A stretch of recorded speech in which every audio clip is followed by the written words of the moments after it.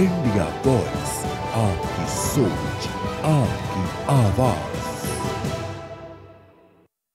चौराहे पे चकल्लस में आपका स्वागत है। हम इस वक्त मौजूद हैं हरिद्वार स्थित गंगा घाट पे, चंडी घाट जिसका नाम है। वहाँ हम 2019 को लेकर जो जनता का मिजाज है, उसके अलावा हम संत समाज की राय लेंगे। संत समाज क्या सोचता है 2019 के चुनाव को लेकर इस बार, क्योंकि पिछली बार जो 2014 में चुनाव हुए थे उसमें गंगा सबसे महत्वपूर्ण विषय बनकर रह गया था। और इस विषय को लेकर ही तमाम चाहे प्रधानमंत्री नरेंद्र मोदी हो या बाकी जो बड़े नेता हों, सब ने मुख्य रूप से इस मुद्दे को लेकर ही शुरुआत की थी। तो संत समाज के हम बात करेंगे, उनसे जानेंगे कि इस बार चुनाव में वो क्या सोचते हैं, क्या मुद्दे हावी रहने वाले हैं संत समाज के लिहाज से। सबसे पहले स्वामी जी आप बताइए, इस बार क्या मिजाज लग रहा है 2019 के चुनाव का? बहुत बढ़िया मिजाज लग रहा है। भारत का इस समय अधिकतर जनमानस सोच रहा है, राष्ट्र की रक्षा के लिए सोचता है, राष्ट्र को सम्मान मिले इसलिए सोच रहा है। और मेरी समझ में वैसे हम लोगों को राजनीति में तो नहीं पढ़ना चाहिए और ना राजनीतिक लोग हैं हम लोग, लेकिन लोगों के रुझानों से ऐसा पता चल रहा है कि 2019 में पुनः मोदी की सरकार बन रही है। अच्छा स्वामी जी आप बताइए, आप क्या मान रहे हैं 2019 में इस बार क्या मिजाज जनता का रहने वाला है केंद्र सरकार को लेकर?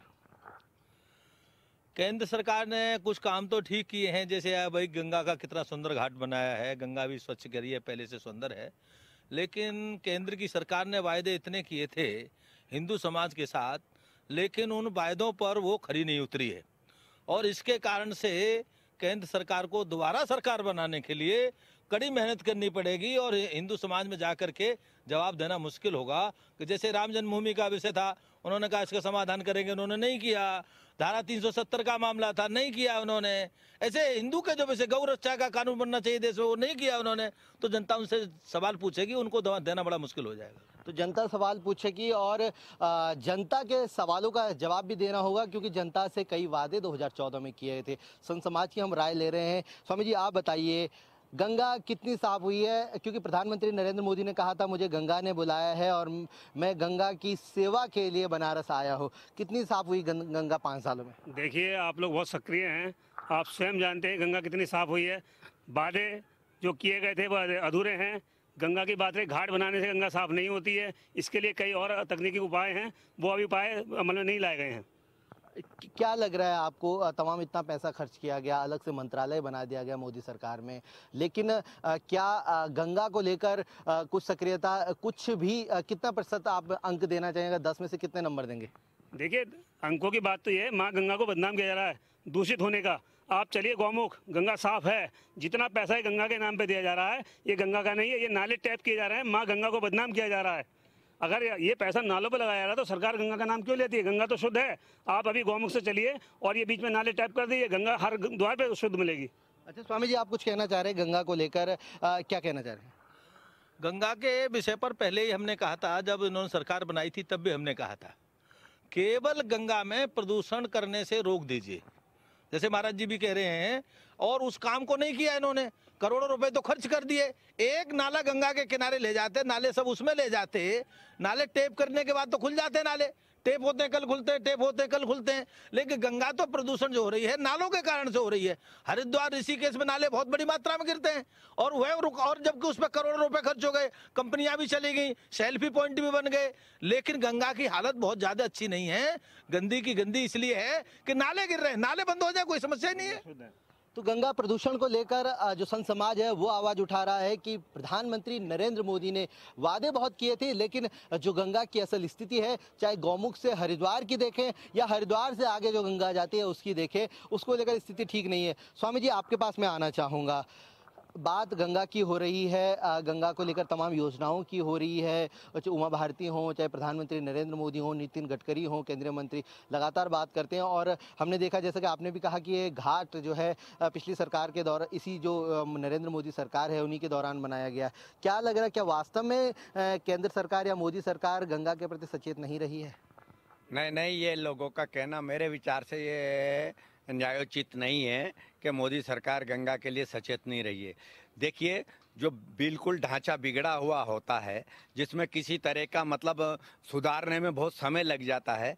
पिछले सरकारों के कारण से इतने मतलब राजीव गांधी ने इसका कार्यक्रम शुरू किया था गंगा शुद्धिकरण का, गंगा एक्शन प्लांट का, लेकिन जितना भी पैसा आया वो बंदरबाट हो गया। अब जब मोदी सरकार आई और मोदी सरकार ने जब इसको सही तरीके से इसको अमली जामा पहनाना शुरू किया और उसका फल आप देख रहे हैं कि जो हम बैठे हुए हैं गंगा के किनारे बैठे, क्योंकि जहाँ जहाँ गंगा गंदी होती है वहाँ शहरों में गंदी होती है, बस्तियों में गंदी होती है। तो ऐसी स्थिति में उन्होंने वो पॉइंट चुने हैं कि गंगा कहाँ से गंदी हो रही है, उन्हीं को जैसे नालों को टेप करना, नाले शहरों में ज़्यादा, गंगा जी के आसपास गंदगी शहरों में ज़्यादा, तो उनको शुद्धिकरण आप देखिए, प्रत्यक्षम किम प्रमाणम, आप यहाँ से लगाकर वहाँ तक देख लीजिए, जहाँ टनों लेट्रिन पड़ी रहती थी आज कितनी शुद्धि और क्या है। तो ये अच्छा, सीवर जो सरकार इस तरह की नहीं, ये कहना बेईमानी है कि मोदी सरकार ने गंगा के लिए कुछ नहीं किया। हाँ, होना और बाकी कुछ है, लेकिन जितनी सजगता के साथ मोदी सरकार ने गंगा के लिए किया,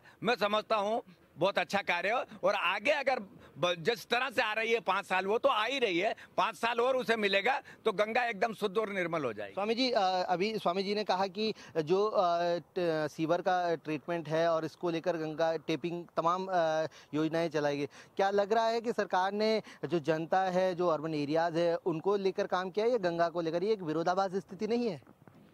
अगर गंगा के लिए काम करना था तो पहले ही सरकार जब बनी थी तो मेरी कल्याण सिंह जी से बात हुई, कई नेताओं से बात हुई और ये बात हुई थी कि हरिद्वार और ऋषिकेश अगर गंगा को प्रदूषण मुक्त करना है तो एक नाला बनना था, और ये नाला लगभग 50 किलोमीटर का था, गंगा के पैरेलल बनता और उस मुश्किल से 1000 करोड़ रुपए लगता।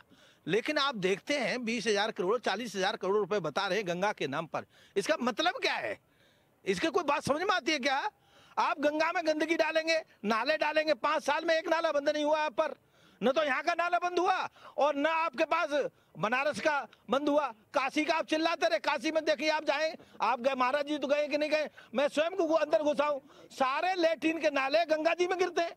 आपने एक नाला बंद नहीं किया, क्यों नहीं किया भाई? गंगा में अगर नाला बंद नहीं होगा गंगा स्वच्छ पवित्र नहीं हो सकती। चलिए, संत समाज के कुछ और लोग भी हमारे साथ मौजूद हैं।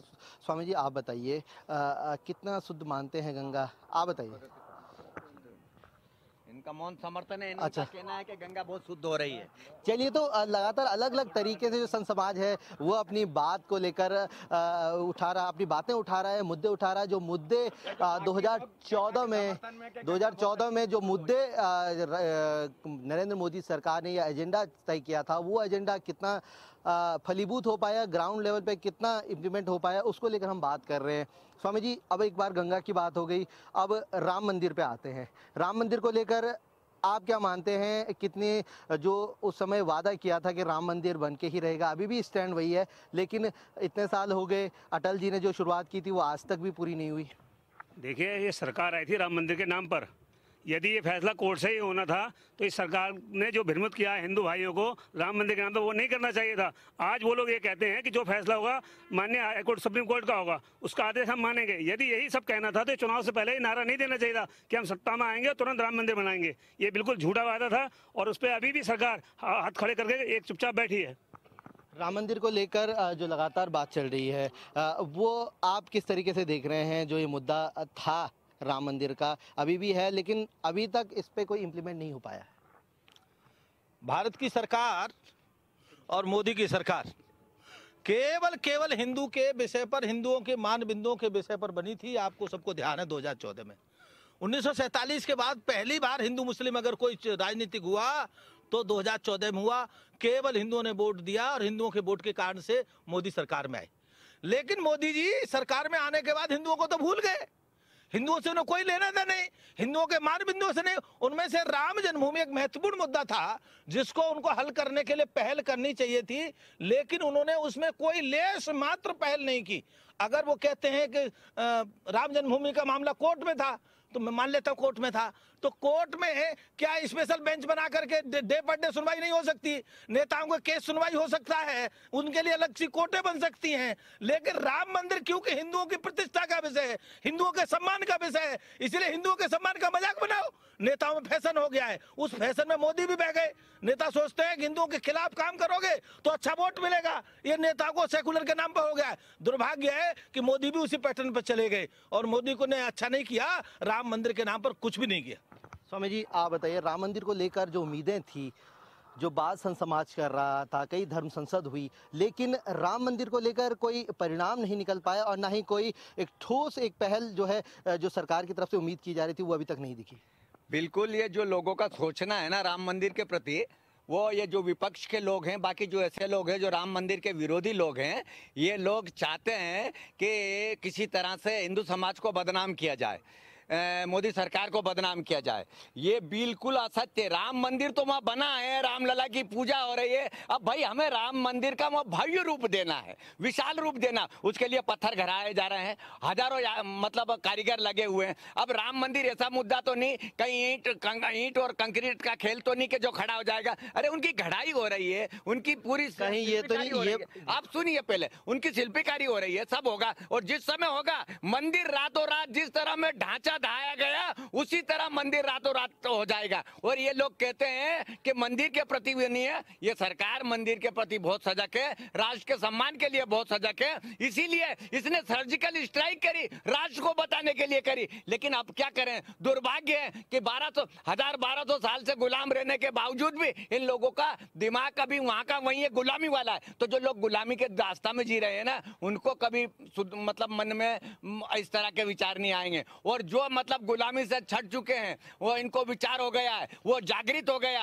और ऐसा लोग इन छोटे मोटे मुद्दों की बात नहीं है। आज का हर नवयुवक चाहता है कि हमारा राष्ट्र का सम्मान कैसे बढ़े, और वो सम्मान सिर्फ बढ़ रहा है तो आज की मौजूदा सरकार में। स्वामी जी ऐसा तो नहीं कहीं कि राम मंदिर का मुद्दा हाथ से न खिसक जाए, इसलिए जो राम मंदिर को लेकर ठोस जो फैसला है वो सरकार नहीं ले रही है? नहीं, सरकार क्या ले, सरकार क्या ले, विपक्ष का। आज देखिए कपिल सिब्बल राम मंदिर के विरोध में खड़ा हुआ है।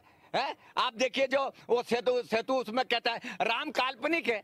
आज राम के दरबार पे जा रहे हैं, नहीं तो राम को काल्पनिक बता रहे थे। राम नाम की कोई चीज नहीं है। तो इस तरह का जब पब्लिक में बयान दे रहे हैं, ये कौन बयान दे रहा है? आज हम राम का नाम ले रहे हैं और कल कह रहे थे कि राम काल्पनिक है, उन्हीं के लोग राम के खिलाफ खड़े हो रहे हैं। अब जब हम खुद बनने नहीं, प्रजातांत्रिक देश है ना, प्रजातांत्रिक देश में मतलब ये आपको मतलब संसद भी कैसे चलती है, कोर्ट भी कैसे चलता है, ये सब देख रहे हैं। आजकल कोर्ट ही बिकाऊ हो गया है। और किसी तो बात के डे टू डे की महाराज ने कहा सुनवाई का क्या था, डे टू का काम होने लगा था, सरकार ने किया था। लेकिन वर्तमान जो अब न्यायाधीश जब राजनीति करना लगेगा तो देश का तो सत्यानाश हो गई होगा। तो इसलिए राम मंदिर इतना मुद्दा नहीं है, राम मंदिर से ज्यादा है इस समय भारत की श्रेष्ठता, भारत की एकता, भारत की अखंडता। भारत की अखंडता अगर कोई दे सकता है तो वर्तमान सरकार दे सकती है। तो एकता और अखंडता की बात की जा रही है, इस मुद्दे पे आगे भी चर्चा जारी रहेगी। वक्त हो गया है एक छोटे से ब्रेक का।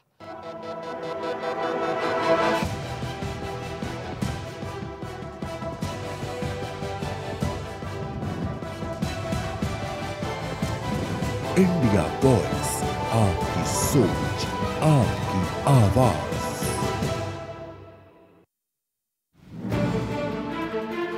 एक 125 करोड़ लोग और उनके आसपास हर मिनट, हर सेकंड, हर पल बनती खबरें। सामाजिक, सांस्कृतिक, आध्यात्मिक, राजनीतिक, आर्थिक, आपराधिक, हर खबर पर पैनी नजर।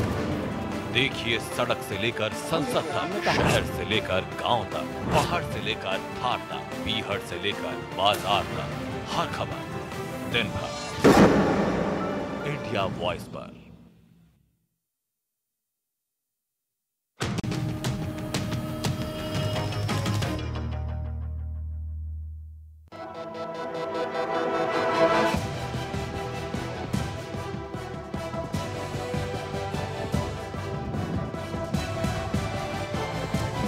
इंडिया वॉइस, आपकी सोच, आपकी आवाज। चौराहे पे चकल्लस में ब्रेक के बाद एक बार फिर से आपका स्वागत है। आज हम हरिद्वार में संतों की राय ले रहे हैं कि 2019 के रण को लेकर उनकी क्या राय है, और खास तौर से राम मंदिर और गंगा के मुद्दे पे हमने बात की। लेकिन राम मंदिर पे जो बात हो रही थी उससे पहले एक सबसे महत्वपूर्ण बात यह है कि अगर गठबंधन की सरकार बनती है तो ये गठबंधन की सरकार क्या राम मंदिर बनने देगी? स्वामी जी, सबसे पहले आपसे शुरुआत करते हैं, ये गठबंधन की सरकार राम मंदिर बनने देगी या नहीं देगी? गठबंधन की सरकार तो राम मंदिर बनने ही नहीं देगी, क्योंकि पहले से तय है, उन्होंने तय कर रखा है हिंदुओं के खिलाफ काम करना। मोदी ने केवल हिंदुओं के साथ धोखा किया है, बस इतनी बात है। और ये अगर पूर्ण समर्थन में पहले आ गए, दोबारा आ जाएंगे तो ये भी कौन सा राम मंदिर बनने देंगे? राम मंदिर बनाने के लिए दोनों में से कोई गंभीर नहीं है, और इसीलिए लग रहा है कि गठबंधन की सरकार आओ तो राम मंदिर बनना चाहिए, सुंदर बनना चाहिए, भव्य बनना चाहिए, दिव्य बनना चाहिए। महाराज जी कह रहे थे कि वास्तव में राम मंदिर तो वहां है, लेकिन भव्य और दिव्य बनाने की बात है। इतना काम करना था सरकार को, नहीं सरकार ने किया ना आगे सरकार की। हमको नहीं लगता कोई सरकार राम मंदिर के काम पे है। अच्छा स्वामी जी, एक सवाल यह है कि अगर कोई सरकार अभी, क्योंकि दृष्टि पत्र जारी नहीं हुए किसी भी जो भाजपा या कांग्रेस दोनों ही दलों का, लेकिन अगर इनके दृष्टि पत्र जारी होते हैं उसमें राम मंदिर को लेकर जिक्र होता है, तो क्या इसमें लग रहा है आपको कि कुछ फर्क पड़ेगा? देखिए, सरकारों के हाथ में कुछ नहीं है। यदि सरकारों के हाथ में होता तो मोदी जी अब तक मंदिर बनवा चुके होते। जब माननीय कोर्ट के आदेश में चला गया है, कोर्ट के हाथ में है सारा मैटर, तो आने वाली सरकारें हों या जो आज स्थापित सरकारें हैं, ये कब की बनवा देती। इनकी तो वोट बैंक का इन्होंने एक मुद्दा बना रखा है, चाहे मोदी जी हों या विपक्षी हों, वो चाहते हैं कि मामला अटका रहेगा, हमारी वोट बैंक बनी रहे।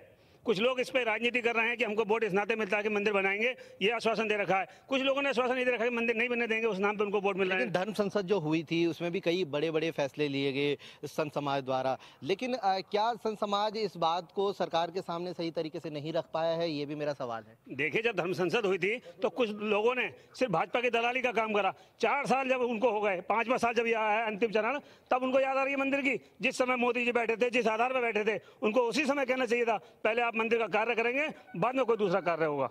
चलिए, तो राम मंदिर को लेकर जो मुद्दा है उसको लेकर लगातार बात उठ रही है कि जो तमाम धर्म संसद भी हुई है उसमें कोई एक ठोस फैसला नहीं लिया गया। यही कारण है कि सरकार ने भी राम मंदिर को लेकर ये बात कह दी कि मामला जो है वो कोर्ट में विचाराधीन है। लेकिन स्वामी जी, जो धर्म संसद और तमाम बातें लगातार हो रही हैं, बात हमारी गठबंधन को लेकर भी है। गठबंधन को लेकर अगर इस बार पूर्ण बहुमत में नहीं आती है भाजपा या कांग्रेस, तो राम मंदिर का मुद्दा कितना रहेगा?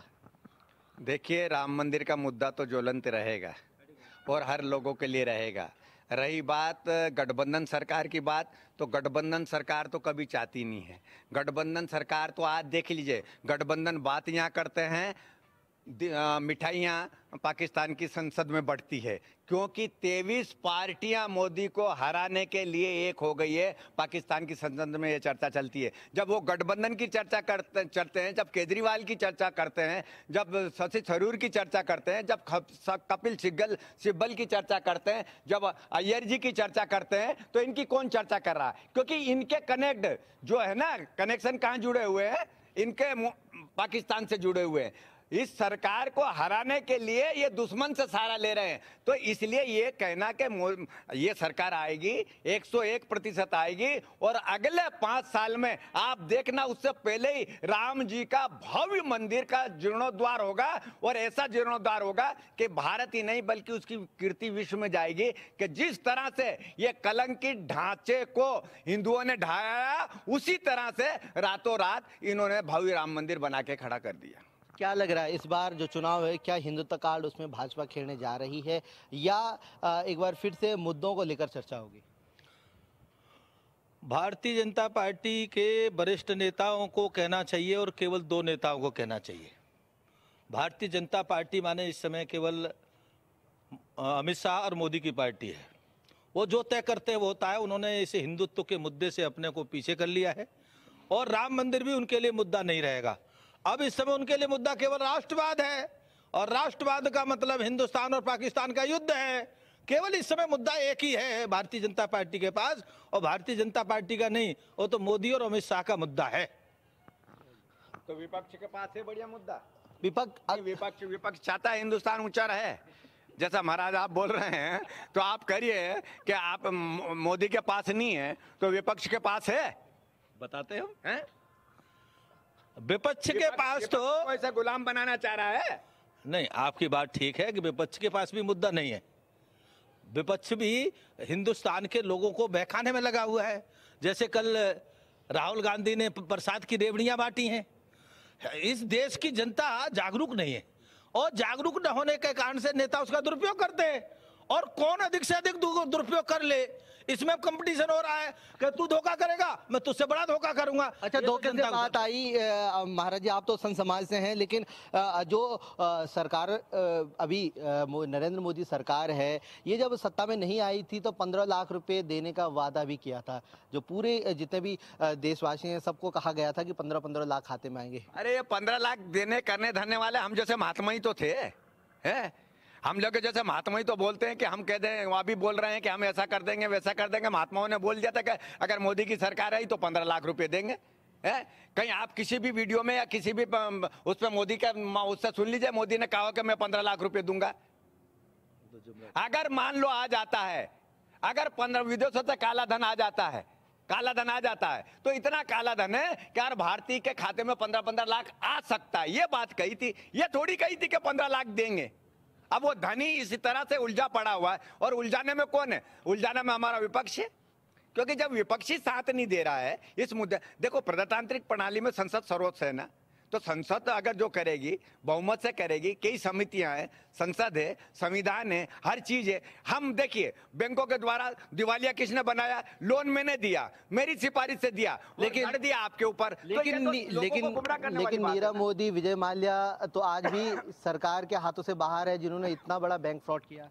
विजय माल्या को लोन किसने दिया? नीरव मोदी को लोन किससे दिया? अभी नीरव मोदी का और इनका देख लीजिए कि मेरी तो खाली 23% हिस्सेदारी है, बाकी तो सब कांग्रेसियों की है या विपक्ष के लोगों की है या बीजेपी के भी कुछ लोग होंगे, ये नहीं कह रहा हूं कि इनकी है, लेकिन इन लोगों का यह है। तो जब आप इसमें सरकार क्या करेगी? जब भगाया मैंने और आप उससे कह रहे हैं कि भाई तुम वसूलो, तो वो तो वसूल रही है। और विजय माल्या की कितनी संपत्ति आपके सामने 13,000 करोड़ की जब्त करी कि नहीं करी? करी ने। अब नीरज मोदी को इंग्लैंड की गवर्नमेंट ने वो किया कि नहीं किया? तो ये धीरे धीरे देखो बहुत सारी चीजें हैं जो मुद्दा नोटबंदी और जीएसटी का भी है। संत समाज से भी उस बात को लेकर राय लेंगे कि जो उनके पास जो उनके भक्त आते हैं, लगातार इस बात को लेकर चर्चा जरूर होती होगी कि जो नोटबंदी और जीएसटी है उससे कुछ फर्क पड़ा या नहीं पड़ा। स्वामी जी, नोटबंदी की, कालाधन वापिस आएगा क्या? कितना काला धन वापस आ गया विदेशों से, क्या लग रहा है आपको? अगर नोटबंदी से काला धन वापस आया हुआ होता तो भारत सरकार ने जितना नोट छपवाया था उससे ज्यादा जमा हुआ, और अगर जमा हुआ उससे ज्यादा, उसके लिए भारत सरकार ने अब तक क्या किया, क्या कार्रवाई हुई? ये तो एक गरीब का पैसा था। हमारे भारत में एक परंपरा थी कि माँ जो है छिपा के रखती थी पैसा, और वो दुख दर्द में काम आता था। जीएसटी के बहाने से वो नोटबंदी के बहाने से उसको निकाल लिया, और आज गांव देहात के आदमी को पैसा विहीन कर दिया। और नेता माला माल है, नेता करोड़ों रुपए खूब ले रहे हैं, लेकिन जनरल पब्लिक के लिए तो दुख बन गया नोटबंदी। आप बताइए, नोटबंदी को लेकर, जो कालाधन को लेकर दावे किए जा रहे थे बड़े बड़े, कितना सफल हो पाई है, क्या लग रहा है आपको? देखिए, सफलता का प्रमाण यही मिलता है, कहीं किसी को कोई लाभ नहीं दिख रहा। करोड़ों रुपया नोट छापने में लग गया, वो नुकसान सारा अपना ही हुआ। यदि पुराने नोट नहीं निकलने थे, कालाधन वापस नहीं आना था, तो ये अपने जो करेंसी थी उसको बंद करने गया उसी तरह। और एक विषय आजकल बहुत चल रहा है, चौकीदार, इससे बिल्कुल प्रमाणित हो गया है कि 4 साल में सरकार ने ये मान लिया कि हम नाकाम हैं। हर एक को चौकीदार बना दिया। इतने चौकीदार तो तब चाहिए जब बहुत सारे चोर पैदा हो जाएं, यानी कि मोदी जी के कार्यकाल में बहुत सारे चोर पैदा हो गए, इसलिए नए चौकीदार हमें लगाने पड़ रहे हैं। और पहला चौकीदार हमने ऐसे देखा है जिसकी करोड़ों में आमदनी है, लाखों रुपए के सूट हैं, उसके आसपास सब मर्सिडीज गाड़ियां घूम रही है। पहला चौकीदार ऐसा देश का देखने मिला, किसी भी अमीर से अमीर देश में ऐसा चौकीदार आपको देखने नहीं मिलेगा। चलिए, आखिरी, अब समय की कमी है, आखिरी कमेंट आपसे। चौकीदार चोर है, विपक्ष इस बात को, नारे को बार बार कह रहा है, क्या वास्तव में ये पद की गरिमा को नहीं भूलना चाहिए या इस तरीके से ये शब्द इस्तेमाल होने चाहिए? देखिए, एक बड़ा अच्छा सा दृष्टांत है, मैं आपका कहता हूँ। किसी चोर की चोरी करने गया और नाक कट गई, तो उसने कहा कि क्या करूं? तो उसने कहा कि ये नाक क्यों कटी आपकी? उसने कहा कि नाक कटने से मुझे भगवान मिल गया है। तो उसने क्या कहा, आपका भगवान मिल गया तो एक नक्कटों की टोली हो गई। तो ये जितने चोर है ना, इस समय इकट्ठा हो गए, ये सब नक्कट हैं। अरे जीएसटी से राष्ट्र को फायदा हुआ है। मैं इतने लोग खड़े हुए, जीएसटी के दायरे में है, कोई बता दे, कोई भी है? अरे जीएसटी से है ना, जो अब लाखों रुपए का जो मतलब टैक्स चोरी करते थे, वो टैक्स आजकल उजागर हो रहा है। जो हवाला के माध्यम से जमीन जायदाद खरीदते थे वो बंद हो गया। आप 20,000 रुपए से ज्यादा नगद दे नहीं सकते, 20,000 रुपए से ज्यादा। तो इन चोरों की जो चोरी थी ना, वो मोदी के कारण बंद हो गई। तो इसलिए सब चोर लोग इकट्ठा होकर चोर चोर चिल्लाने लगे, इसीलिए उसे चौकीदार कहने लगे। नहीं तो जिन्होंने आज तक लूटा वो चोर नहीं है। आज बहुत सारे, मैं नाम नहीं लेना चाहता हूं, मैं किसी पार्टी से संबंधित नहीं हूं, लेकिन फिर भी मैं कहूंगा जो अच्छी नीति है, अब इंदिरा की अच्छी नीति थी, मैं उसका प्रशंसक हूं, ये नहीं हूं, लेकिन अगर मोदी अच्छा काम कर रहा है तो उसको चोर क्यों बना रहे हैं भाई? हम उसी लिए बना रहे हैं ना कि सब चोर मिलकर चोर थे, इसलिए दूसरे आदमी को चोर, एक चोर भाग रहा है भीड़ में और वो भी चिल्लाता जा रहा चोर जा रहा चोर जा रहा, तो लोगों का ध्यान भटक जाएगा कि चोर कौन है। ये काम आजकल विपक्ष कर रहा है, खुद चोर होते हुए उंगली दूसरे के ऊपर। राफेल की फाइलें गायब हो जाती हैं, चौकीदार चौकन्ना है, फिर भी ये स्थिति है।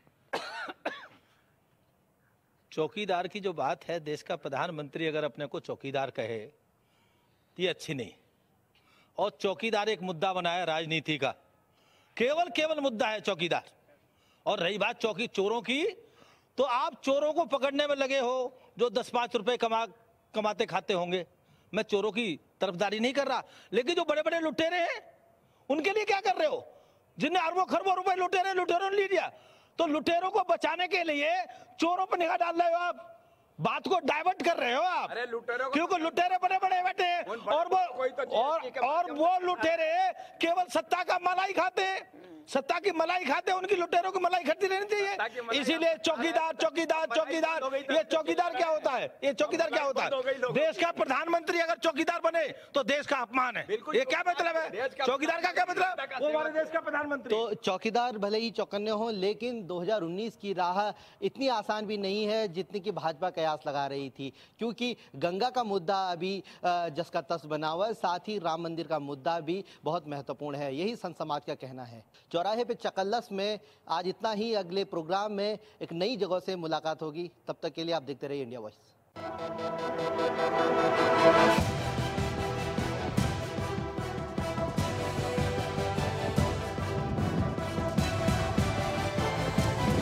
इंडिया वॉइस, आपकी सोच, आपकी आवाज।